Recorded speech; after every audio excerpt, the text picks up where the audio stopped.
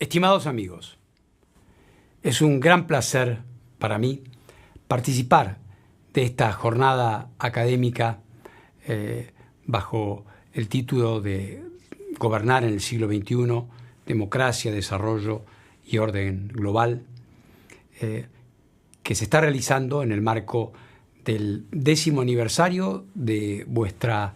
Escuela de Política, Gobierno y Relaciones Internacionales en la Universidad Austral. Quiero saludar a toda la comunidad académica allí presente y en particular al profesor doctor Juan Pablo Laporte, gran amigo, al doctor Alfonso Santiago, también como titular, por esta iniciativa y por la oportunidad que se me ofrece de aportar algunas reflexiones desde el ámbito multilateral en esta jornada de pensamiento y de intercambio de ideas sobre las grandes tendencias internacionales, a las que, por supuesto, intentamos desde el OIA hacer un aporte muy específico desde el ángulo de los usos pacíficos de la energía nuclear y la no proliferación. Es claro para todos los observadores, como ustedes, en el plano académico internacional, que nos situamos frente a un escenario internacional muy cambiante, de cambios bruscos, muchos de ellos inesperados, y que ponen en cuestión muchos presupuestos y premisas sobre las cuales hemos basado desde el ámbito académico, que es el propio de la Universidad Austral y de todos ustedes, pero también desde el punto de vista de los practicantes, de los practitioners de la política internacional, han cuestionado muchos de los, como decía, de las premisas y supuestos sobre los cuales actuábamos en el marco internacional.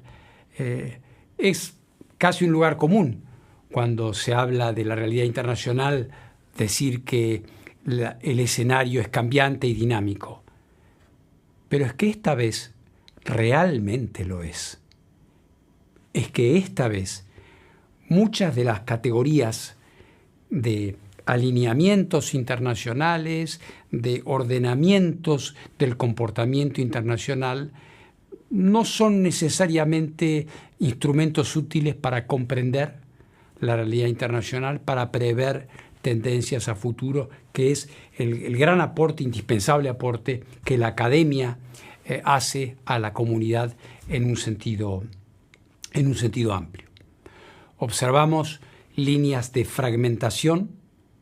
y de tensionamiento como no las habíamos visto en muchos años. ¿Acaso para algunos mucho más serias y mucho más agudas de las que podían observarse en el periodo, por ejemplo, de la Guerra Fría, donde la confrontación tenía unos marcos de acotamiento y algunos parámetros relativamente fáciles de identificar, de interpretar y también, por qué no decirlo, de manejar. Nos encontramos entonces en un mundo donde la guerra ha vuelto al corazón de Europa, donde los alineamientos militares también se han visto afectados, donde países tradicionalmente neutrales dejan su neutralidad para unirse a alianzas militares, donde nuevas, y me estoy refiriendo a Finlandia y Suecia con su ingreso a la OTAN, donde nuevas articulaciones de acercamiento militar, como por ejemplo entre la Federación de Rusia e Irán, o entre la Federación de Rusia y Corea del Norte y otros, se van articulando, donde el Reino Unido, Estados Unidos, y Australia se unen en un proyecto como AUKUS de submarinos nucleares, donde las geometrías se ven deslizándose en una forma diferente, frente a la cual debemos reaccionar. Hay quienes condenan estos fenómenos estimándolos acaso éticamente o moralmente condenables. Sabemos los que trabajamos en relaciones internacionales que estas dimensiones no son quizá las mejores para comprender lo que sucede en el mundo y que debemos tener un enfoque sistemático y basado en la realidad y dar las respuestas necesarias a esas nuevas situaciones y a esas nuevas realidades. Estamos observando entonces cómo estos nuevos alineamientos hacen que los países busquen ejes de vinculación diferentes. El grupo de Shanghái, BRICS y otros, que no necesariamente obedecen a la lógica de alianzas o de grupos ideológicamente unívocos o que actúan en una dirección previsible, pero que están influenciando respuestas y actitudes de los países en una forma diferente. Frente a esto, frente a esta realidad, el papel del multilateralismo y de los organismos internacionales, tradicionalmente vectores estabilizadores y en cierto modo ordenadores de la realidad internacional, también se ven conmovidos, cuando no cuestionados en forma sumamente agonal y directa. Y es desde esa perspectiva que quizá la experiencia personal a cargo de uno de los organismos internacionales más importantes en el ámbito de la paz, la seguridad internacional, como es el OIEA, pueda serles útil. Nosotros estamos viendo cómo la capacidad de los organismos internacionales se ve puesta en cuestión, y esto lo estamos observando claramente en el cuestionamiento muy fuerte que se está observando sobre el papel, por ejemplo, de las Naciones Unidas, proveniente indudablemente de la visión crítica de la administración de los Estados Unidos, pero que no se ve contradicho por otros, de modo tal que existe una subyacente visión crítica del papel, del potencial y del aporte de los organismos internacionales en este mundo fragmentado que no tiene muchos cuestionamientos. Y hay muchos que se plantean que las Naciones Unidas, en un sentido general y amplio, que cumplen en este año 80 años, deben enfrentar los próximos 80 bajo una perspectiva adaptada y diferente. La experiencia, como decía hace un momento, no solamente personal, sino del organismo que me toca liderar en este momento, acaso sirva para iluminar posibles vías de adaptación de los organismos a esta realidad. Nos ha tocado, en el caso del OIEA, enfrentar situaciones inéditas. Por ejemplo, la guerra entre la Federación de Rusia y Ucrania, donde el factor nuclear ha aparecido como un factor importante en el conflicto militar. La toma de la central nuclear de Zaporizhia, la más grande de Europa, 6 reactores nucleares por parte de Rusia, la ocupación temporal de la estación nuclear de Chernobyl al principio de la guerra, la ofensiva de verano de 2024 ucraniana y la posibilidad de que la central nuclear de Kursk en Rusia se viera afectada. Todos estos factores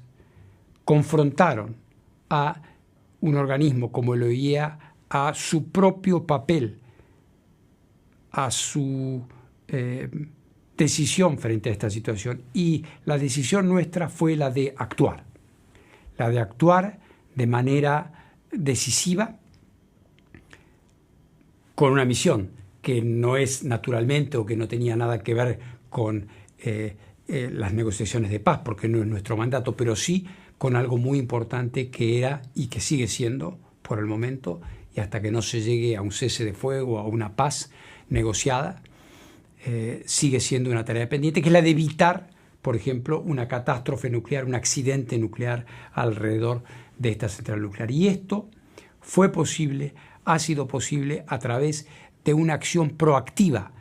del OIEA, que entabló un diálogo inmediato con todos los actores en ese conflicto. Y lo remarco como un ejemplo porque eso no fue fácil, porque eso implicó en el año 2022 abrir un diálogo directo con el presidente Putin, con el presidente Zelensky, al mismo tiempo, en momentos en los cuales la idea del diálogo, la idea de hablar con uno o con otro, generaba inmediatamente fuertísimos cuestionamientos, críticas y hasta veladas amenazas de algunos estados con relación al OIEA, en orden a su propia posición frente al conflicto. Sin embargo, esa acción, esa perseverancia, esa determinación de buscar, no desde una perspectiva ingenua, romántica, sino desde la perspectiva muy clara de buscar los comunes denominadores para que ambos beligerantes entendieran la necesidad de permitir al OIEA desplegarse, y somos hoy el único organismo internacional actuando independientemente en un territorio en combate, aún hoy, habiendo cruzado yo mismo y mis inspectores la línea del frente muchísimas oportunidades y estando allí para evitar, como decía, un accidente nuclear. Lo mismo se aplica al otro grave conflicto en el Oriente Medio, donde junio de este año nos puso frente a la dramática situación de ataques directos a instalaciones nucleares en Irán. Proceso que está in fieri, proceso que está desarrollándose y en el cual, como ustedes habrán visto, el OIEA está procurando facilitar la salida diplomática de esta situación, facilitar el regreso de la tarea de los inspectores a esta zona y a las instalaciones, incluidas las instalaciones que fueron atacadas. Estamos también trabajando en Siria, tratando de aclarar todos los aspectos no muy claros o ambiguos que quedaron como rémoras del gobierno de Bashar al-Assad en materia de posibles desarrollos de armamento nuclear allí. De modo tal, estimados amigos, y las referencias a lo que desde el OIEA hemos estado tratando de hacer apuntan a eso, apuntan a indicar que existe la posibilidad, que existen las alternativas y las herramientas para presentar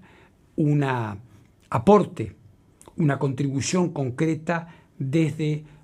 un organismo internacional con una misión y una jurisdicción específica, si se buscan los caminos diplomáticos y técnicos que permitan abrir esos espacios. Es un momento entonces importante en donde se abre el debate internacional acerca del futuro de los organismos internacionales y cómo trabajar frente a estas realidades. Es un momento en el cual las Naciones Unidas acaso deban recordar también su misión primigénita de protección y preservación de la paz y la seguridad internacional. Más allá de las fragmentaciones, más allá de las divisiones existentes, los ejemplos que acabo de aportar nos indican que la plataforma multilateral puede, no es que deba, pero puede seguir siendo un factor estabilizador, un factor que dé un aporte concreto a la solución de diversas crisis internacionales. Es también justo señalar que no es lo que estamos viendo hoy, que cuando analizamos crisis como las de Rusia y Ucrania y de otros conflictos internacionales, las Naciones Unidas lamentablemente brillan por su ausencia. Pero esto no debe necesariamente ser así. Existen posibilidades de encarar la acción internacional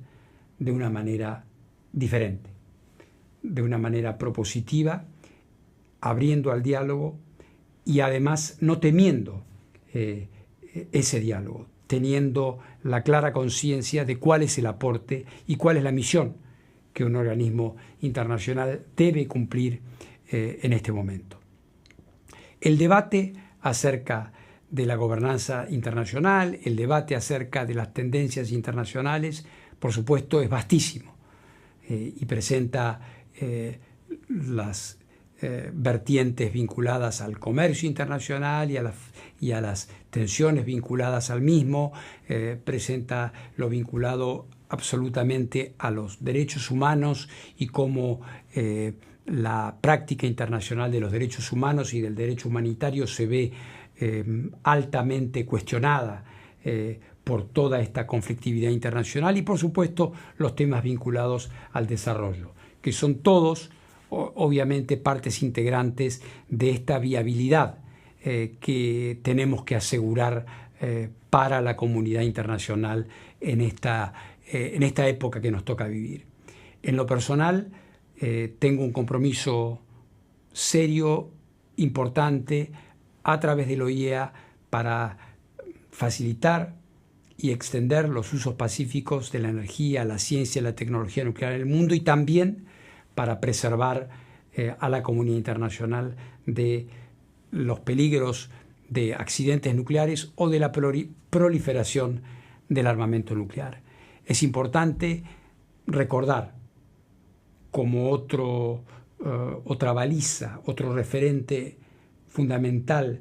de la inestabilidad internacional que puede ser mitigada a través de los organismos internacionales y del derecho internacional, el problema de la proliferación de las armas nucleares. Hasta hace muy pocos años vivíamos en un mundo en el cual, si bien existían armas nucleares, existía una tendencia muy fuerte, iniciativas como prohibir las armas nucleares, la reducción de los arsenales nucleares, parecía la vía del futuro. Recuerden ustedes el discurso del presidente Obama en Praga. No hace tanto tiempo de aquello. ¿Cuál es la realidad actual? Completamente diferente. Los países, en particular los países poseedores de armas nucleares, apuestan a más armamento nuclear. Los sueños de un mundo sin armas nucleares, si bien no desaparecen y deben continuar siendo quizá una brújula y una aspiración, no es algo que veamos al menos durante nuestra etapa en esta tierra. Y por eso tenemos que gestionar los riesgos nucleares a través de los instrumentos y de los organismos que tenemos. La existencia de estas nuevas tensiones hace que países que hasta hace poco ni siquiera pensaban en la posibilidad del desarrollo de armas nucleares hoy lo estén debatiendo abiertamente. Países que son miembros del Tratado de No Proliferación de las Armas Nucleares y que hasta el momento se sitúan bajo el paraguas de la protección de los Estados Unidos en particular, comienzan a preguntarse si acaso toda esta dinámica, todos estos cuestionamientos a los que hacía referencia al principio de esta disertación, en el sentido de que ya nada es tan seguro como era antes, si es que entonces no ha llegado el momento para ciertos países de desarrollar su propio armamento nuclear. Y solamente podemos imaginar cuál sería la realidad de un mundo en el cual, en lugar de 9 países, tuviésemos 29 países con armas nucleares. Me refiero a los 5 miembros permanentes del Consejo de Seguridad, que son los legítimos poseedores de armas nucleares según el TNP, y a otros países como la India, Pakistán, por supuesto Corea del Norte, y la situación ambigua pero muy clara en el fondo de Israel. Más allá de eso, existen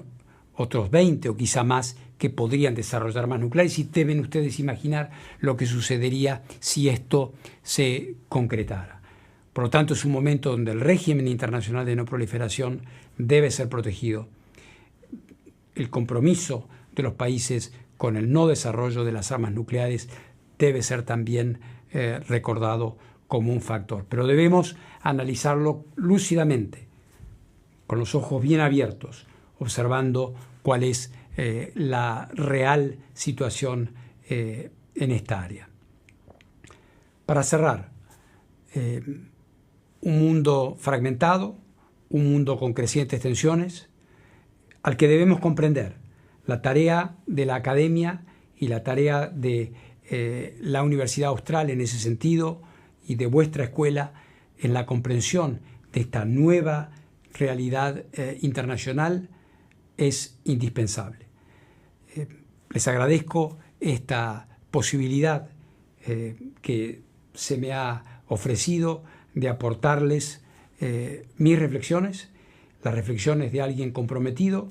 con el sistema internacional, de alguien que, más allá de las críticas que lúcidamente debemos hacer con relación al trabajo de los organismos internacionales, cree fundamentalmente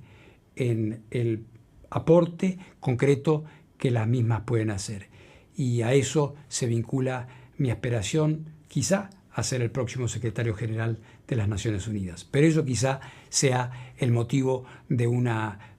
próxima discusión o de una próxima especulación. Les deseo a todos el mayor de los éxitos. Les agradezco una vez más la posibilidad de haber compartido estas reflexiones hoy con ustedes. Muchas gracias.